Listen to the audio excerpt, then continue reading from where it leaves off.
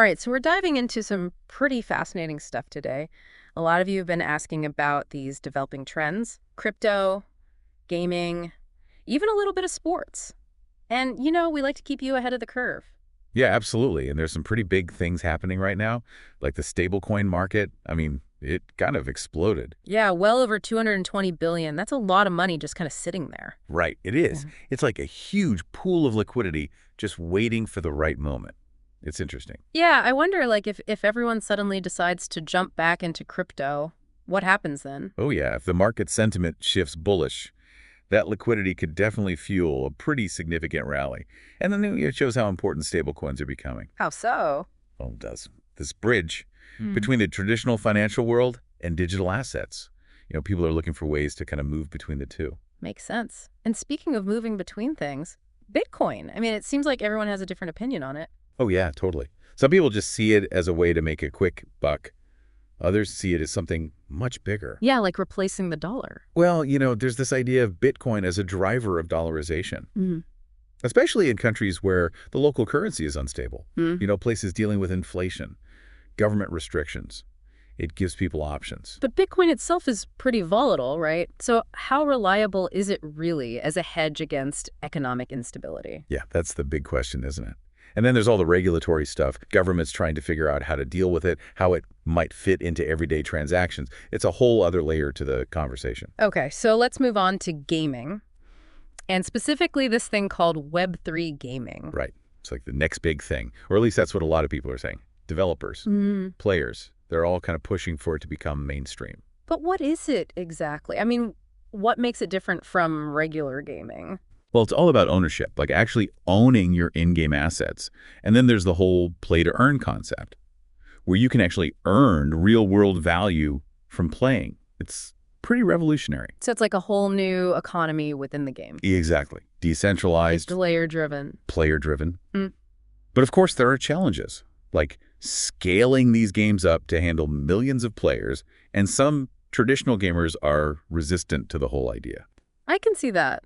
But there's a lot of innovation happening. Oh yeah, tons. Both big studios and independent developers are really pushing the boundaries. It's going to be really interesting to see where it goes. Yeah, I'm curious to see if gamers really will demand this kind of control, or if Web3 gaming will just stay kind of niche. Right. It's a big question. Okay, so back to crypto for a minute. It seems like things are finally starting to calm down a bit, with the SEC at least. Yeah, it does. It feels like we're finally moving past all the threats of enforcement action and starting an actual dialogue, which is huge. So what would clear regulations mean for the crypto industry? Oh, it could be transformative. I mean, it would unlock so much potential for growth. Right now, there's so much uncertainty. That's why you see a lot of crypto companies setting up shop overseas. Yeah, that makes sense. But if the U.S. can create a clear and stable regulatory framework, it could attract a lot more institutional investment. And that could bring more stability to the market, right? Exactly. And reasonable regulations could actually encourage innovation. Yeah, I mean, no one wants to stifle progress. Right. It's all about finding the right balance. Okay, so before we wrap up, let's talk about something completely different. Alex Ovechkin. He is on the verge of making hockey history. Yeah, he is. Just 7 goals away from breaking Wayne Gretzky's all-time record. It's incredible to watch. Talk about longevity. Right. It's a testament to his talent and his dedication to be able to perform at that level for so long. It's pretty inspiring. Yeah, it's amazing.